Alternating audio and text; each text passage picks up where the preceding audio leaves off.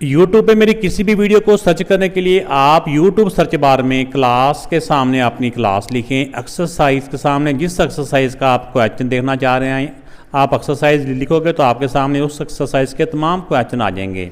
इसके बाद आपने जो भी आपकी बुक है, चाहे वो सिंगल जो नेशनल जो करिकुलम है उसका एसेंस ही लिख दें, नेशनल बुक फाउंडेशन किया तो NBF लिख दें, पंजाब बोर्ड किया तो PDB लिख दें, या पंजाब जो करिकुलम जो टेक्स्ट बुक बोर्ड है वो लिख दें, या KPK बोर्ड है, जिस पब्लिशर की भी आपकी बुक है ना आपने इस तरह वो लिखना है।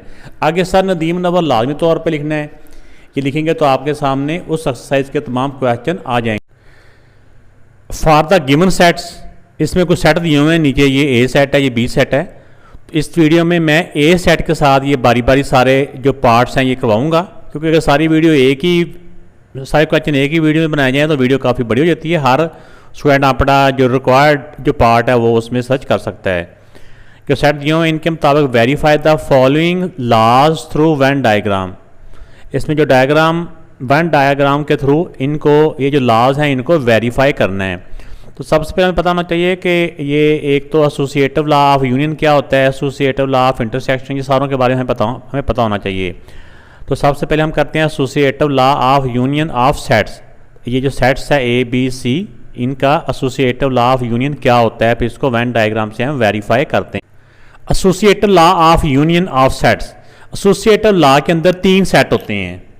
सेट्स के नाम कुछ भी हो सकते हैं, जैसे यहाँ पे ABC है, किसी में XYZ या कोई और भी अल्फ़ाबेट्स में से कोई भी नाम हो सकता है। तो इसमें लॉ ऑफ यूनियन, इसमें ये होता है A union B union C equal to, यही तरतीब दूसरी तरफ होती है, A union B union C। लेकिन इसमें जो फ़र्क आता है वो आता है ब्रैकेट्स का।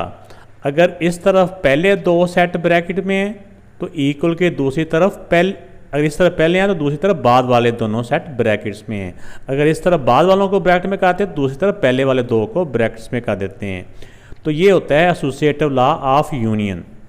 ठीक है, तो आइए इनको हम वेरीफाई करते हैं थ्रू वेन डायग्राम। मैं वेन डायग्राम से भी बना देता हूँ, फिर बाद में इसको सॉल्व करके वो भी आपको बताऊंगा कि जिन स्कूल्स के अंदर कहते हैं कि नहीं सेट्स को सॉल्व करके भी आप ये वाला लॉ वेरीफाई करें, तो ताकि उनके लिए भी वो हेल्प हो जाए। लेकिन पहले इस क्वेश्चन में कंडीशन है कि इसको थ्रू वेन डायग्राम वेरीफाई करें। आइए देखते हैं। तो वेन डायग्राम के लिए सबसे पहले एक रेक्टेंगल शेप का बॉक्स बनाया जाता है जो कि यूनिवर्सल सेट कहलाता है। ठीक है ना, ये यूनिवर्सल सेट होता है। अब इसके अंदर हर सेट के अलग-अलग हमने सर्कल ड्रा करने होते हैं। अगर ये वाले सेट हैं 3, तो इन तीनों सेट के जो सर्कल अंदर ड्रा होने हैं ये एक जैसे ही ड्रा होने हैं, चाहे कोई भी प्रॉपर्टी हो। सर्कल का जो है ना वो ड्रा करने का तरीकाकार एक जैसा ही होता है। जो मुख्तलिफ लॉ आते हैं ना, जैसे ये लॉ है, फिर कोई और लॉ आ जाता है, तो उसमें सिर्फ फ़र्क आता है शेड करने का सर्कल को, लेकिन सर्कल एक तरह से ही ड्रा होते हैं। अगर आप गौर करें तो इसमें देखें कि A और B में इनके एलिमेंट्स पे गौर करना है। इसके जो एलिमेंट्स हैं और इसके जो एलिमेंट्स हैं, इसमें कोई एलिमेंट भी ऐसा नहीं है जो दोनों का आपस में एक जैसा हो। ऐसे ही है, तो अगर ऐसा हो कि कोई उनका एलिमेंट भी एक जैसा ना हो तो उन दोनों के सर्कल अलग-अलग ड्रा करेंगे हम। ऐसे A का अलग से और B का इसके साथ टच ना हो, इससे अलहदा हो, चाहे इसके साथ बिल्कुल लाइन टच हो जाए तो खैर है, लेकिन थोड़ा सा दूर भी हो जाए तो भी ठीक है। ऐसे करके एक को A का नाम दे दें और दूसरे को B का नाम दे दें। अब तीसरा सर्कल है इसमें, वो है C सेट का। ये A और B का तो आपस में कोई एलिमेंट भी एक जैसा नहीं है ना, इसलिए इनका सर्कल भी आपस में किसी जगह पे ओवरलैप नहीं करेगा। अब C देखें, C के एलिमेंट में 3, 6, 9, 12, 15। अब C के जो एलिमेंट्स हैं वो कुछ एलिमेंट जैसे ये 12 और 6 है, ये 12 और 6 इस A में भी आता है, 12 और 6, और बाकी जो है 3 और इसके बाद 9 है, ये दूसरे में भी आ रहे हैं ऐसे ही। और कुछ एलिमेंट इसके ऐसे हैं जो ना A में आ रहे हैं ना ही B में आ रहे हैं, बल्कि वो इनसे अलहदा से हैं। जैसा कि 15 है, 15 ना इसमें है ना इसमें है, कुछ एलिमेंट इसके उसमें है, कुछ एलिमेंट इसके B में है। तो इसका मतलब ये हुआ कि जब C का सर्कल हम ड्रा करेंगे ना, वो A और B दोनों के ऊपर से ही गुजरेगा ऐसे करके। ठीक है। अब इसका ये सी है। अब इसका मतलब ये होता है कि सी के कुछ एलिमेंट अगर बी के साथ साझे हो रहे हैं तो इसका मतलब उसका सर्कल भी कुछ बी के साथ साझा हो रहा है। ऐसा सी के कुछ एलिमेंट ए के साथ साझे हो रहे हैं तो इसका मतलब कि सी का सर्कल भी कुछ ए के साथ साझा हो रहा है। और सी का कुछ सर्कल ना ए ना बी बल्कि उससे परे भी जा रहा है। इसका मतलब कुछ एलिमेंट ऐसे भी हैं ए और इस सी के जो ए और बी सेट में नहीं है बल्कि उनसे डिफरेंट हैं। तो ये इनका जो है ना सर्कल इस तरह से ड्रा होने हैं इस सेट के तमाम लाज के लिए। इसके अंदर अगर आप एलिमेंट लिखना चाहते हैं तो भी ठीक है, अगर नहीं लिखें तो भी ठीक है आपके लिए, क्योंकि ये स्टार्ट है।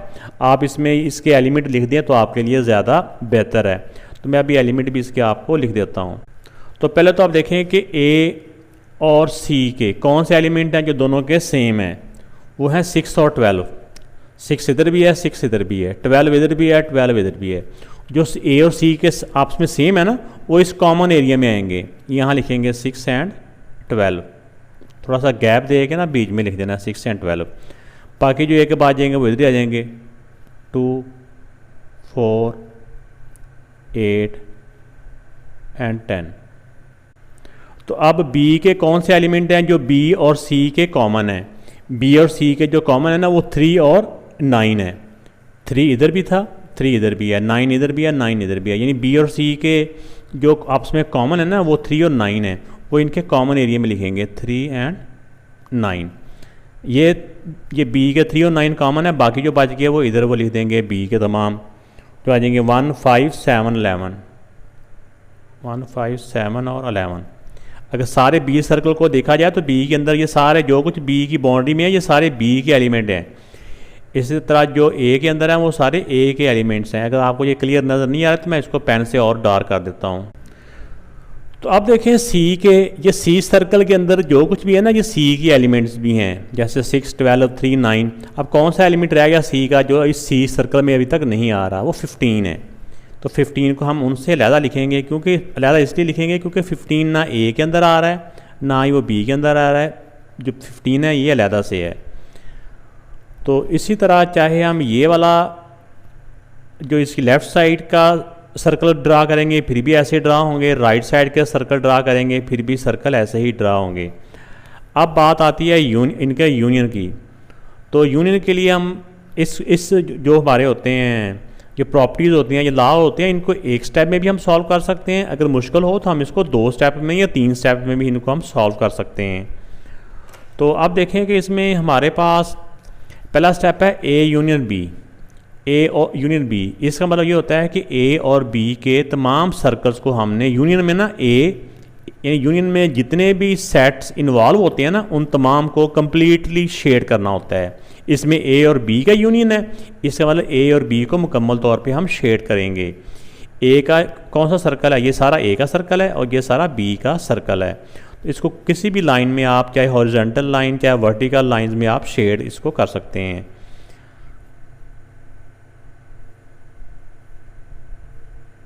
यहाँ तक ये सर्कल है ए का और ये बी का सर्कल है। पहले स्टेप में हमने इनको शेड कर लिया। अब इसका जो आंसर आया ना ए यूनियन बी, पहले ब्रैकेट वालों को हमने सॉल्व किया ना तो ब्रैकेट वाले का आंसर ये वाला है। ठीक है। अब इसमें देखना है अब सी को, अब इसका जो एरिया शेड किया हुआ है उसके साथ सी को भी शामिल कर लेना है। यूनियन का मतलब होता है उनको भी साथ ऐड कर लेना है। अब सी का ये, अब सी को भी इसके साथ शामिल कर लें। तो इसका चाहे आप इसके सारे आंसर के साथ चाहे अलहदा से आप लाइन ड्रा कर लें या उन्हीं लाइन को आप साथ ऐड कर लें या एक्स्ट्रा लाइंस साथ ड्रा कर लें। मेरे ख्याल में एक्स्ट्रा कर लेते हैं कि इसके अंदर ये वाला आंसर भी हमारा ए यूनियन बी का आंसर भी है और ये सारा ये भी है। यानी पहले जो 2 शेड हुए थे उनको भी साथ मिला के उनको भी साथ लेके साथ सी को भी शेड करना है। तो कोशिश करनी कि उन जैसी लाइनें पहले ड्रा की थी ना उनसे मुख्तलिफ लाइनें हों। वो हमने अगर इस तरह से ड्रा की थी तो अब ये वाली वर्टिकली हमने ड्रा कर दी। तो हमारा ये वैसे आंसर आ चुका है। अगर हम इसको डिटेल से लिखें तो हम ऐसे करके भी लिख सकते हैं कि हमारी कौन कौन सी लाइन है जो हमारा आंसर है। हमारी जो लाइन ऐसे करके बॉक्स बन रहे हैं, ऐसे करके बॉक्स है ना, ये जो दो हिस्सों में, ये भी हमारा आंसर है। और इसके अलावा जहाँ पे ये सीधी लाइन नीचे को है, ये भी हमारा आंसर है। इस सारे का आंसर कौन सा है हमारा, जहाँ पे ये और ये वाली लाइंस हैं, ये हमारा आंसर है। तो ये हमने लेफ़्ट हैंड साइड हमने का वेन डायग्राम बना ली है। अब हम इसकी राइट हैंड साइड की वेन डायग्राम बनाते हैं। तो जैसा कि मैंने बताया था कि सर्कल इनके सेम होने हैं, तो पहले हम बना लेंगे इसका, ये यूनिवर्सल सेट होता है। इसका सर्कल ड्रा करने के बारे में तो पहले मैं काफ़ी डिटेल से बता चुका हूँ कि पहले ए और बी का देखें, कोई भी इनका एरिया आपस में शेड नहीं है, तो हम इनके सर्कल अलग अलग बना लेंगे। ये ए लिख दिया और इधर ये बी सेट है और सी सेट इन दोनों के ऊपर से गुजरेगा, ये सी है। तो इसमें देखें कि पहले हम ऊपर देख लेते हैं कि हम राइट साइड पे क्या सॉल्व करना जा रहे हैं। हम कर रहे हैं A union B union C. अब इसमें है कि पहले बी और सी को तमाम को हम शेड करेंगे, तो कोई भी आप कलर यूज़ कर सकते हैं। देखिए बी और सी, ये बी और सी ये इसमें बी और सी दोनों को मुकम्मल तौर पे हम शेड कर लेंगे। बी सर्कल भी मुकम्मल और सी सर्कल भी मुकम्मल। इस पे आपने कलर पे नहीं जाना, ये सिर्फ लाइनों को देखना है कि लाइनों का पैटर्न क्या है। ये हमारा आंसर आ गया बी यूनियन सी का। अब बी यूनियन सी का जो आंसर है, यानी बी और सी दोनों, अब इनके साथ ए को भी मुकम्मल तौर पे यूनियन कर देना है, इसको भी ए को भी मुकम्मल तौर पे इनके साथ अटैच कर देना है। तो अब जब ए को अटैच करेंगे तो हम एक तो लाइनें ऐसे ही, इसकी भी ऐसे ही ड्रा कर सकते हैं स्ट्रेट ही, लेकिन बेहतर ये होता है कि हम इसको थोड़ा सा डिफरेंट लाइनों का जो है ना पैटर्न कर लें। इसके आंसर के साथ ए को भी अटैच कर रहे हैं, ए को मुकम्मल तौर पे शेड करें, यहाँ तक शेड कर लें फिर भी ठीक है, ठीक है। बाकियों को आप शेड ना ही करें चाहे यहाँ पे, तो अगर आप करना भी चाहें तो आप मुकम्मल तौर पे, क्योंकि इस सारे का आंसर और साथ ए, तो हम इस सारे को हम ऐसे करके शेड कर सकते हैं। अब इसमें देखें कि इसमें कौन सा आंसर है। जहाँ इसका आंसर तो आ जाता है कि तीनों ए बी सी तीनों जो शेड किए हुए हैं, तीनों मुकम्मल सर्कल इसका आंसर है। लेकिन जिस पैटर्न के अंदर शेड किए हुए हैं ना, वो शेड ज़रा यहाँ पे हम शो भी कर दें। ये जैसे ए और बी में इस तरह करके रेड लाइंस हैं और दूसरे रुख को ब्लू लाइंस हैं, ऐसी है ना। ये वाला भी इसका आंसर है और इसके अलावा जहाँ पे ये जो इसके अलावा जो सिंगल स्ट्रिप्स हैं ये वाली, तो ये मुकम्मल जो है ना इस तरह की कि जहाँ जहाँ पे ये वाली स्ट्रिप्स हैं, ये सारा इसका आंसर है। तो इसके साथ लिखते हैं राइट हैंड साइड। तब हम यहाँ पे लिख सकते हैं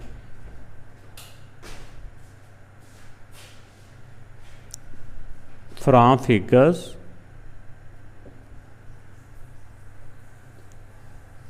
it shows that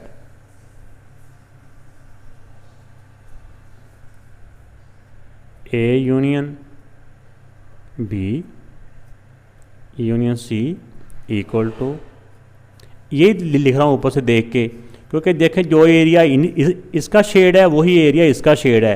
लाइनों पे नहीं जाना कि लाइनों में कि डबल कहाँ पे है सिंगल कहाँ पे है, हमने टोटल शेड को देखना है कि ये भी सर्कल शेड है, ये भी शेड है, ये भी शेड है, ये भी शेड है। तो इसमें आ जाएगा A union into B union C.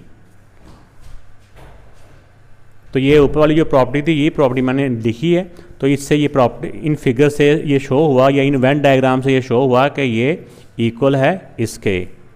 तो ये इसका आंसर आ चुका है। अगर वेन डायग्राम से हम इसको प्रूव करेंगे तो ये तो वेन डायग्राम से ये हो चुका है। अब इस क्वेश्चन को मैं सॉल्व करके भी बताता हूँ। अगर आप लोगों ने वो नहीं करना तो यहाँ से आप वीडियो स्किप करके आगे जा सकते हैं। इसको सॉल्व करने के लिए लेफ्ट हैंड साइड को पहले ए यूनियन बी है, ब्रैकेट के अंदर पहले ए और बी का यूनियन मालूम कर लेंगे। ये ए सेट है, ये बी सेट है, इन तमाम के एलिमेंट को नीचे एक सेट के अंदर ही इकट्ठा कर लेंगे। ये इनके तमाम एलिमेंट्स हमने तरतीब के साथ इकट्ठे कर दिए। अब इसके आंसर का सी के साथ यूनियन मालूम करें। तो ये ए यूनियन बी का आंसर आ गया और ये सी सेट आ गया। अब इन तमाम को हम इकट्ठा कर लेंगे। 1 से लेके 12 तक सारे नंबर हैं, इसके अंदर 3 भी इसके अंदर आ जाएगा, 6 भी इसके अंदर आ जाएगा, 9 भी और 12 भी। 1 से लेके 12 तक सारे आ जाएंगे, ये नंबर भी इसके अंदर आ जाएंगे। हमें पता है यूनियन में अगर कोई एलिमेंट दोनों तरफ हो तो उसको एक दफ़ा ही लिखा जाता है, और ये 15 भी इनके साथ आ जाएगा। तो ये हमारा लेफ़्ट साइड का आंसर आ चुका है। अब हम इसकी राइट साइड को सॉल्व करते हैं। तो राइट साइड में पहले जो ब्रैकेट के अंदर है बी यूनियन सी, पहले बी यूनियन सी को हम बी और सी का यूनियन मालूम कर लेंगे। अब ए इसके बी और सी के तमाम एलिमेंट्स को नीचे हम इकट्ठा कर लेंगे तरतीब के साथ। 1 3 दोनों तरफ एक दफ़ा आ जाएगा, 5 फिर 6 फिर 7 फिर 9 दोनों तरफ एक दफ़ा आ गया, फिर 11 फिर 12, ये 11 है, और 15। अब बी यूनियन सी का ए के साथ अब हमने यूनियन मालूम करना है। ए पहले लिखेंगे और बी यूनियन सी का जो आंसर है उसके साथ ए का यूनियन मालूम कर लेंगे। अब ए के और ये बी यूनियन सी का आंसर है जो ऊपर आया था वो, इन दोनों का हम यूनियन करेंगे तो इन तमाम एलिमेंट्स को हम नीचे लिख लेंगे। 1 2 3 से लेके ये सारे देखें, ये 12 तक सारे ही हैं, और फिर 15 है। ये राइट साइड का आंसर आ गया, आंसर 2। ये आंसर 1 था, ये आंसर 2 है। तो दोनों आंसर से क्या मालूम हुआ कि दोनों के आंसर, लेफ़्ट साइड का आंसर और राइट साइड का आंसर दोनों इक्वल हैं। तो आप क्योंकि पेपर में जब आता है तो इस तरह का एक क्वेश्चन ही आता है, तो आप इस तरह से साथ सॉल्व भी कर लें, और इनको साथ इनका जो वेन डायग्राम से जिस तरह हमने वेरीफाई किया है कि दोनों के सर्कल सेम, यानी कि दोनों के मुकम्मल सर्कल ए बी सी तीनों सर्कल शेड हो रहे हैं, तीनों सर्कल शेड हो रहे हैं, ठीक है ना। इस पे पैटर्न पे नहीं जाना, हमारा जहाँ जहाँ पे भी लाइन लगी है ना वो हमारा आंसर है।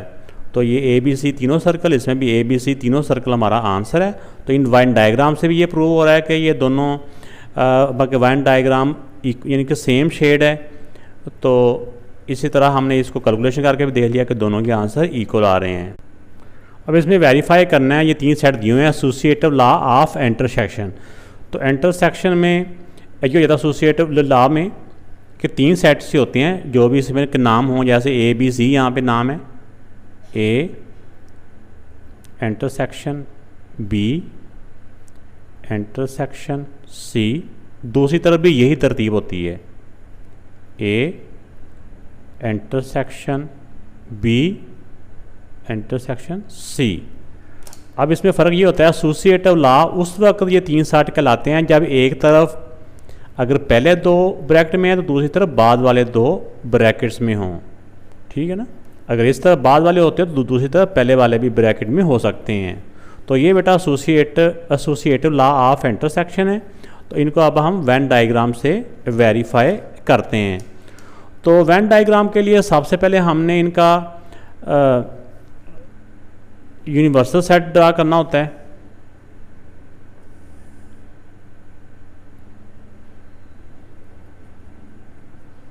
तो ये लेफ़्ट हैंड साइड हम ड्रा कर रहे हैं।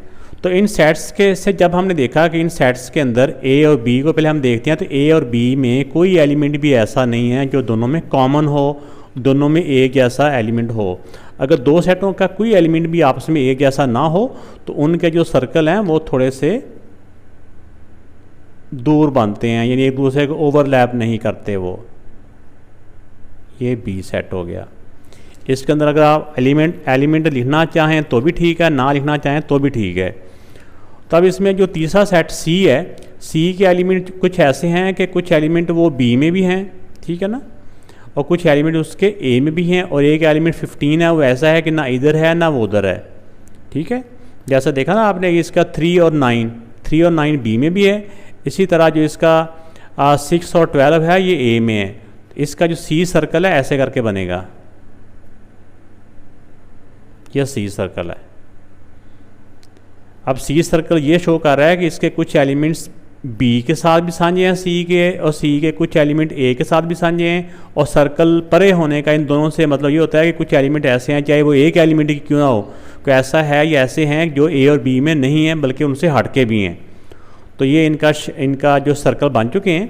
अब सर्कल को हमने शेड ही करना है। इसी तरह का सेम हम राइट साइड का भी सर्कल ड्रा कर लेते हैं ताकि एक ही दफ़ा वो हम इनको शेड कर लें। फ़र्क सिर्फ इसमें आता है शेडिंग का। इन सेट्स की मदद से जो सर्कल ड्रा होने हैं वो ऐसे ही होने हैं, हर प्रॉपर्टी में यही सर्कल ड्रा होने हैं, सिर्फ शेडिंग का फ़र्क आता है कि जिस तरह का लॉ होगा उसी तरह की शेडिंग होएगी।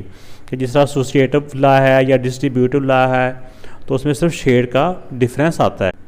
तो अब देखें कि जब हम इसके चाहे एलिमेंट पे गौर करें चाहे हम सर्कल पे गौर करें, ए और बी के सर्कल में कोई ऐसा एरिया इनका आ रहा है जो साझा है, एक दूसरे के ऊपर से सर्कल न गुजर रहा हो।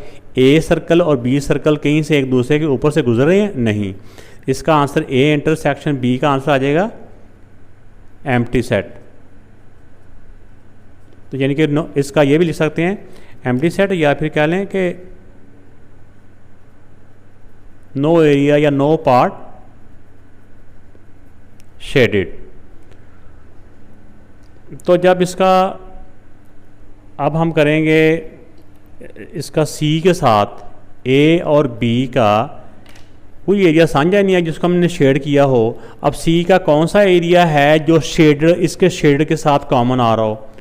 जब उसका कुछ कॉमन शेड है ही नहीं है तो सी का उसके साथ कुछ साझा एरिया नहीं है, उसके शेडेड कोई है ही नहीं है। हम कहें ना कि सी का उसके शेडेड हिस्से में से कितना हिस्सा गुजरा है, उसका शेडेड तो कुछ है ही नहीं है। इसलिए सी जहाँ से मर्जी गुजरे उसका शेडेड पार्ट है ही नहीं है कि हम कहें कि उसका शेडेड और सी का साझा पार्ट कौन सा है। इसलिए उनका जो ए और इंटरसेक्शन बी का है ना और सी के साथ जब हम इंटरसेक्शन करेंगे तो वो भी एम्प्टी सेट ही आएगा। तो इसका इस तरह से हम करके आंसर लिख देंगे।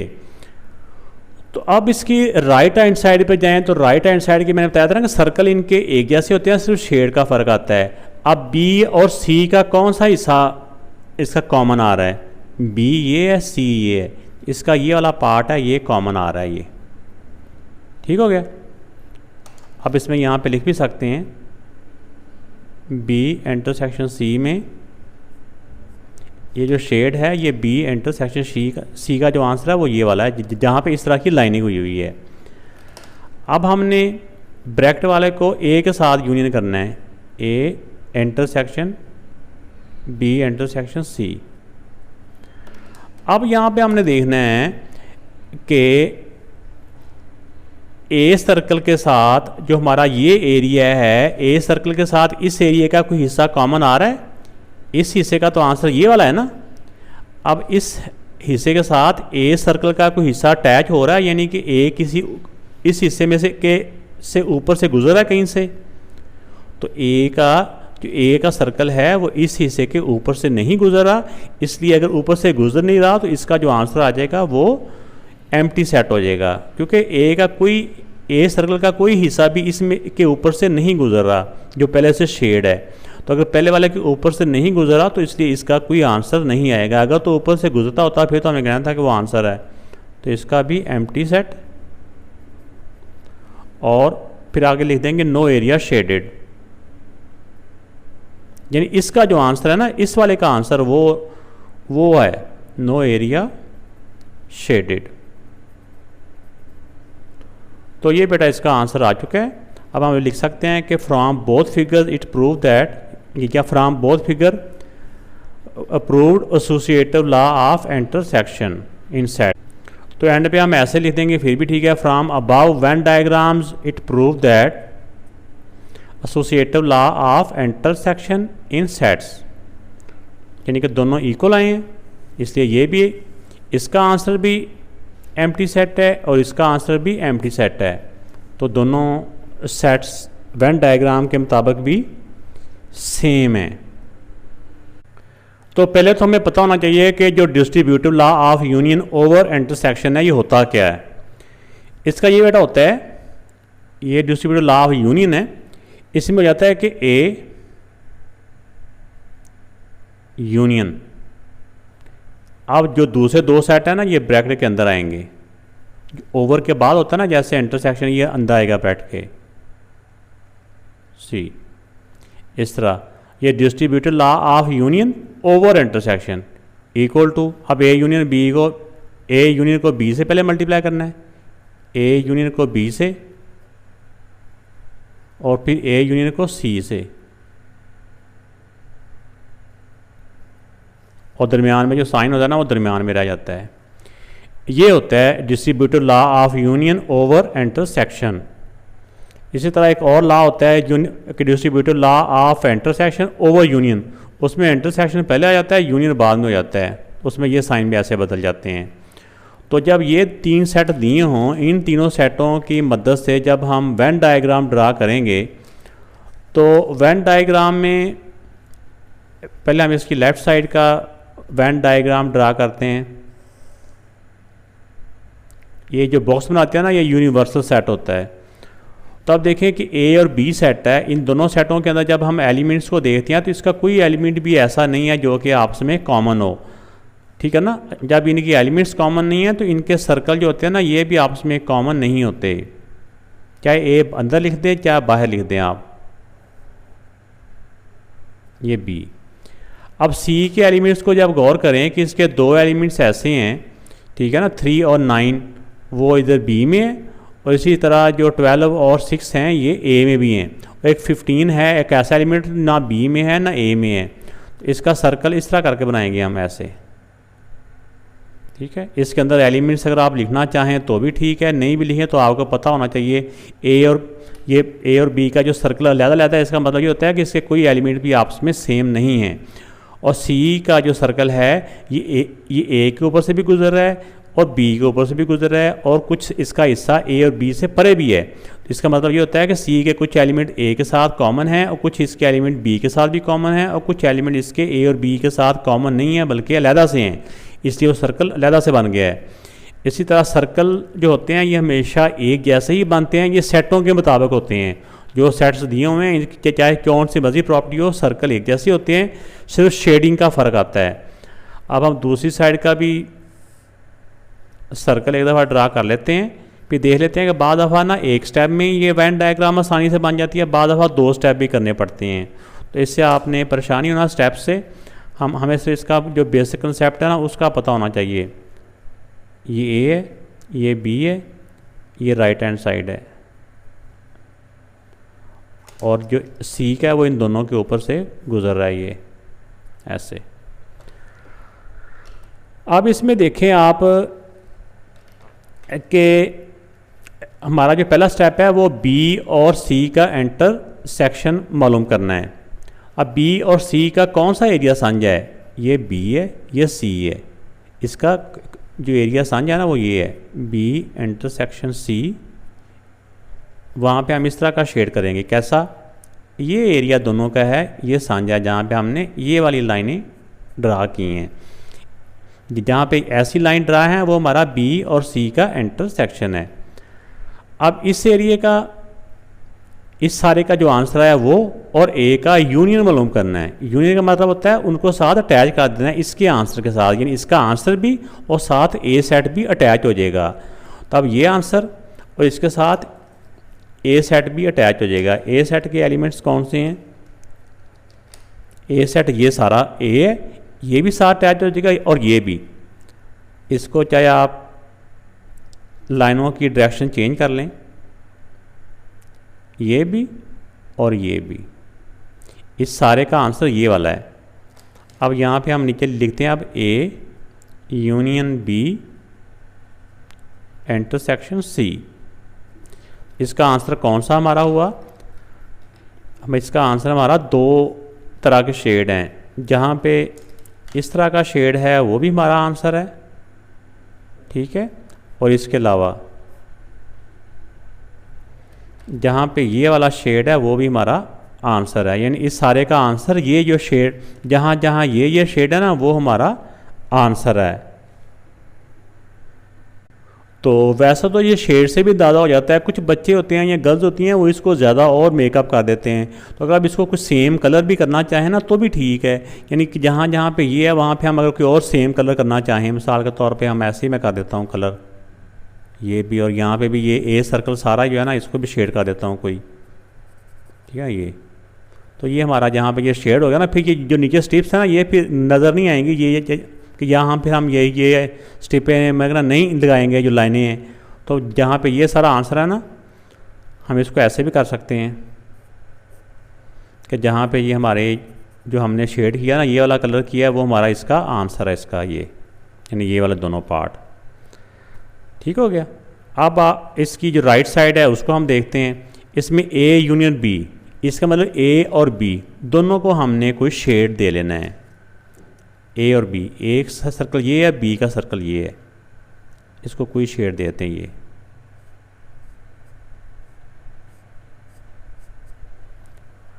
अब ए और सी इन दोनों को मुकम्मल तौर पे शेड देना है।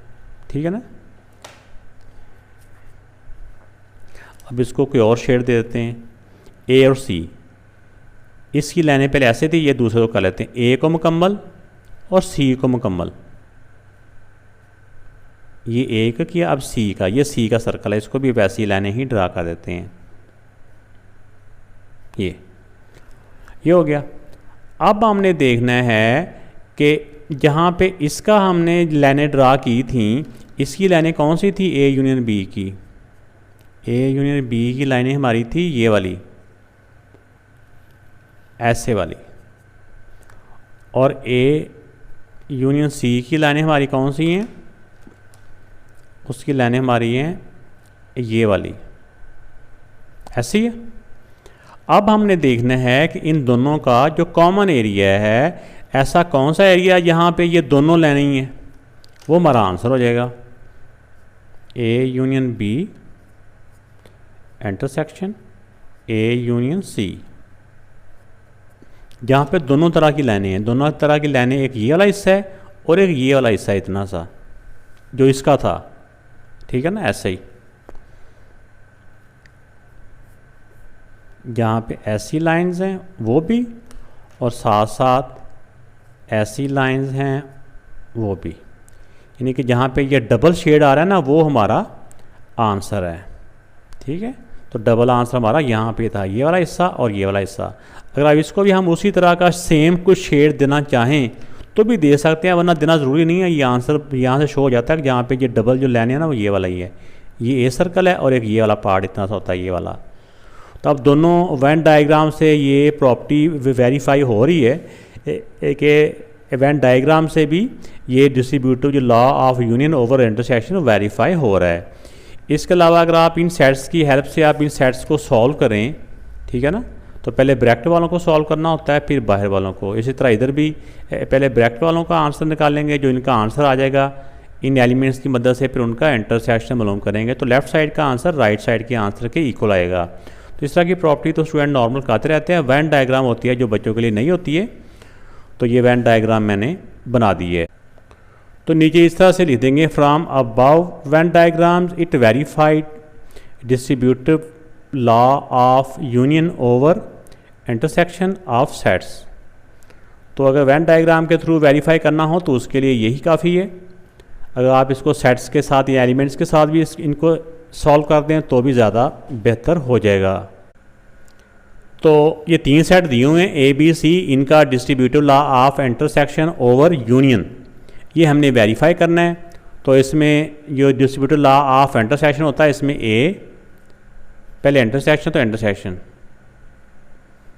फिर बी यूनियन सी। तो दूसरी तरफ ए यूनियन को पहले बी के साथ लिखेंगे, नहीं ए इंटरसेक्शन है ना, ए इंटरसेक्शन को पहले बी के साथ, फिर ए इंटरसेक्शन को सी के साथ, और इनके दरमियान में जो साइन होता है वो यहाँ पे इनके दरमियान में आ जाता है। इस लॉ को कहते हैं distributive law of intersection over union.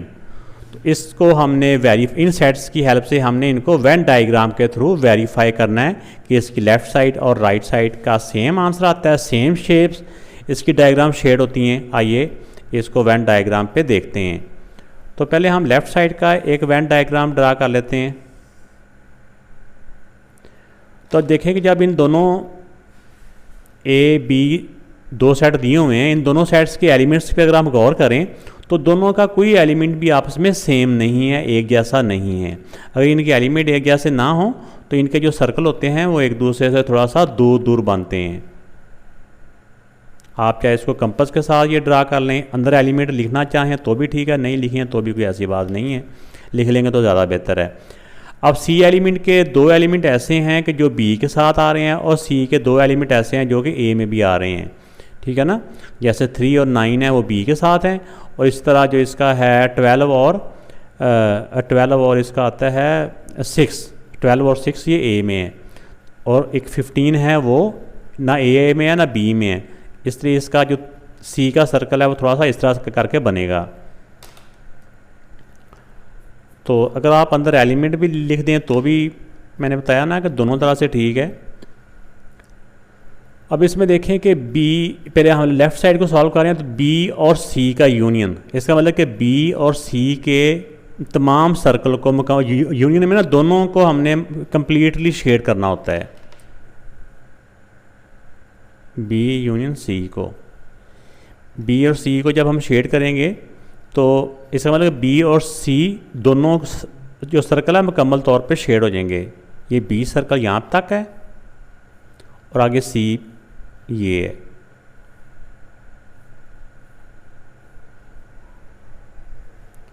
तो जहाँ पे इसका मतलब ये हुआ है कि बी और सी, बी यूनियन सी का वो आंसर है। यहाँ पे सिर्फ ये वाली लाइंस हैं, ये जो लाइंस हैं ये बी यूनियन सी को रिप्रेजेंट कर रही हैं। अब हमने ए का इसके आंसर के साथ इंटरसेक्शन मालूम करना है, यानी हमने ये देखना है कि ए का कौन सा हिस्सा इसके आंसर के साथ कॉमन आ रहा है। अगर आप गौर करें तो ए का सिर्फ ये वाला हिस्सा ए के अंदर है ना, तो ए सर्कल का ये वाला हिस्सा ये ग्रीन लाइनों के साथ टच कर रहा है, तो ये वाला हिस्सा ये ऐसे, तब इसका आ जाएगा A intersection B union C. अब हमारा कौन सा आंसर इसके साथ आएगा, इसका कौन सा हिस्सा ए के साथ कॉमन है, सिर्फ ये वाला हिस्सा, ये जहाँ पे ऐसी लाइंस भी हैं और ग्रीन कलर में इस तरह की लाइंस भी हैं। ये वाला जो शेड है ना, जहाँ पे ये दोनों शेड हैं, ये हमारा आंसर है। इसके साथ लिख देते हैं ये लेफ़्ट हैंड साइड का है।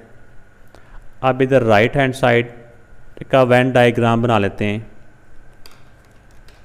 तो सबसे पहले एक रेक्टेंगल शेप बनाते हैं जो कि यूनिवर्सल सेट कहलाता है। तो इनके सर्कल बिल्कुल उसी तरह ही होते हैं, सिर्फ शेडिंग का डिफरेंस आता है। ये मैंने बताया कि सेट्स के मुताबिक, जो सेट्स दिए होते हैं, इन सेट्स के मुताबिक जो वेन डायग्राम के सर्कल बनते हैं वो हमेशा सेम होते हैं, चाहे प्रॉपर्टी कोई भी हो, सिर्फ शेडिंग का फ़र्क आता है। तो जैसा कि हमने पहले बताया कि इसमें ए और बी में कोई एलिमेंट भी कॉमन नहीं है, इसलिए ए का सर्कल अलग से बनेगा, बी का सर्कल अलग से बनेगा।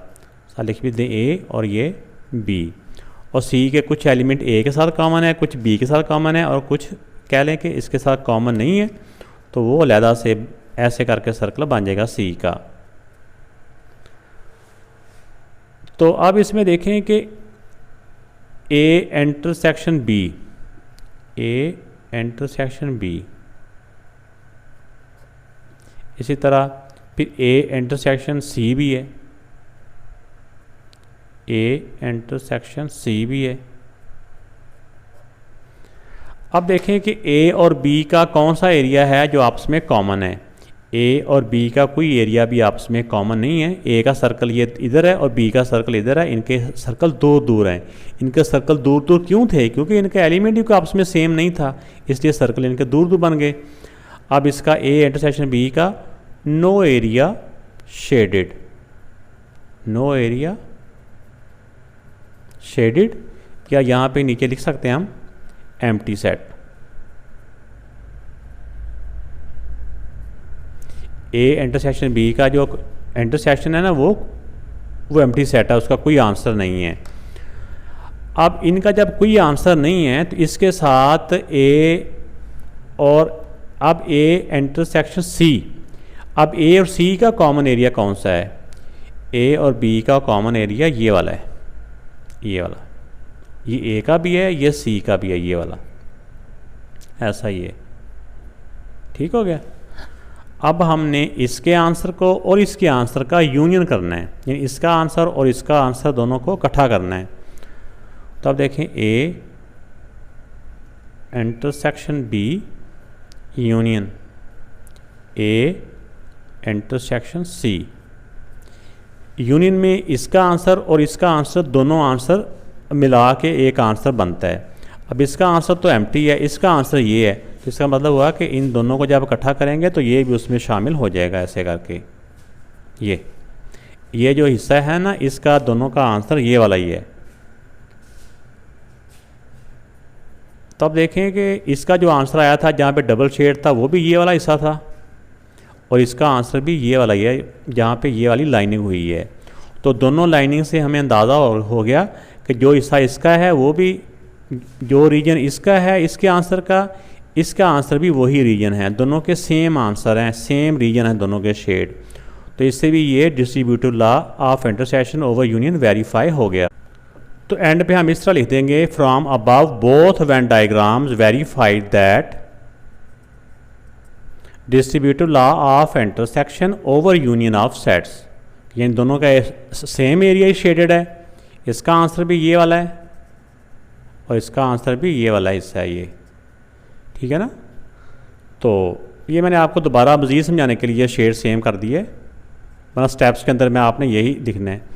तो ये हमारा सेम आंसर है, तो इसलिए ये प्रॉपर्टी वेन डायग्राम से भी प्रूव हो गई। तो इस तरह से अगर आप इन सेट्स को वैसे भी सॉल्व करें तो पहले बी और सी का यूनियन कर लेंगे, जो आंसर आएगा उसका ए के साथ इंटरसेक्शन मालूम कर लेंगे। इसी तरह राइट साइड में ए और बी का इंटरसेक्शन, और इसी तरह फिर इस ब्रैकेट में ए और सी का इंटरसेक्शन करेंगे, फिर दोनों के आंसर का यूनियन कर लेंगे, यानी दोनों के आंसर को इकट्ठा करेंगे तो हमारा आंसर आ जाएगा। तो उससे भी ये प्रॉपर्टी वेरीफाई हो जाएगी और वेन डायग्राम से भी ये प्रॉपर्टी वेरीफाई हो गई।